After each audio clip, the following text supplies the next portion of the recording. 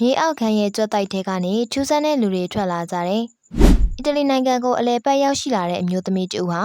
လူသွားလမ်းရဲ့ဘေးဘက်မှာထူးဆန်းတဲ့ဝင်ပေါက်သေးလေးတစ်ခုရှိနေတာကိုတွေ့လိုက်ရပါတယ်။သူမကလက်ရှိမှာ86ရောက်မြောက်ကောင်လေးကပလေးသွားလို့သေးလေးဖြစ်ပြီးပျောက်ကွယ်သွားခြင်းနေရတဲ့အတော်ပဲလို့တွေ့က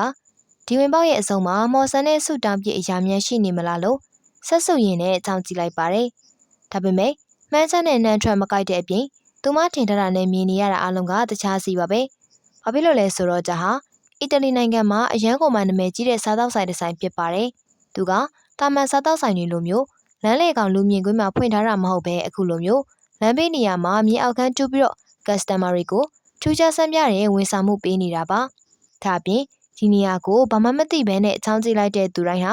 စားသောက်ဆိုင်ကတခုခုတော့ဝယ်ယူရပါတယ်။သူတို့ရဲ့ပါနလာတဲ့ marketing skill ကြောင့်ဒီမျိုးသမီးကတော့မွေးခြင်းဝယ်ခြင်းနဲ့ကက်စီကုတ်တဲ့အပြိုကြီးဖြစ်ပေမဲ့လည်းဝိုင်းနှစ်ခက်ကိုဝယ်ယူလိုက်ရပါတယ်။ပရိသတ်တို့လည်းအီတလီကိုသွားလေတဲ့အခါအပေါက်မြင်တိုင်းချောင်းမကြည့်ကြပါနဲ့နော်။